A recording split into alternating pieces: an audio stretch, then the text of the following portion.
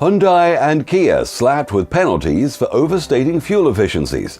Thank you for joining us for another Bank of Cardiff newscast as fuel economy comes under the spotlight.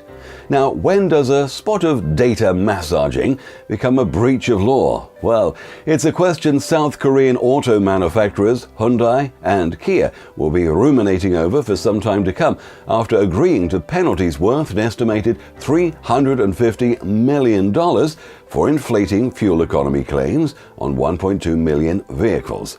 The car maker's hefty penalty originates from an investigation by the Environmental Protection Agency, or EPA, and the Department of Justice, whose auditors calculated that the inflated ratings resulted in the emission of an additional 4.75 metric tons of greenhouse gases.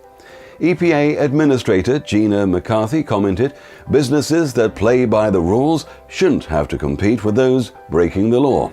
It's an important point. If consumers are basing buying decisions on inaccurate data, they're effectively being misled. After fuel prices spiked in 2008, Hyundai gained a marketing advantage over competitors by claiming its cars delivered 40 miles per gallon on the highway. The inflated fuel claims relate to almost 25% of the 2011-2013 models sold in the US, including the popular Hyundai Elantra and the Santa Fe, and also the Kia Sorento. Consumers deserve accurate information on emissions and fuel economy when they go to a showroom, said Luke Tonichel, a senior vehicles analyst at the National Resources Defense Council. The penalties include a $100 million fine, the forfeiture of $200 million of environmental credits, which the manufacturers had been using to continue to sell gas guzzlers to the US market, and another $50 million worth of reforms designed to prevent future violations. Well, it sends a strong message to other potential infractors. Hyundai isn't alone in trying to squeeze a bit more favorable result from their emission tests, and BMW has been warned to cut its fuel economy ratings by 1 mile per gallon for the Mini Cooper and Cooper S models, and Mercedes and Ford have also come under the EPA's spotlight, though it's unclear whether further investigations or fines will follow. But Christopher Grundler, director of the EPA's Office of Transportation and Air Quality, said the agency is increasing its audits of fuel economy tests, examining up to 20% of all new models, and is spending more time auditing test data submitted by car companies and the labs where the tests are conducted. Hyundai is keen to move on. Chief Executive of Hyundai Motor America, David Suvotsky, said Hyundai has acted transparently, reimbursed affected customers, and fully cooperated with the EPA throughout the course of its investigations. We are pleased to put this behind us.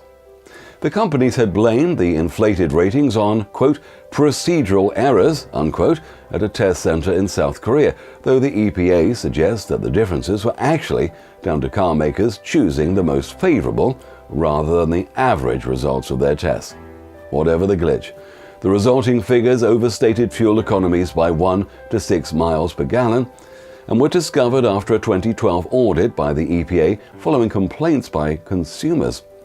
In addition to revising their figures, Hyundai and Kia also offered to compensate customers for the additional fuel costs via a debit card system.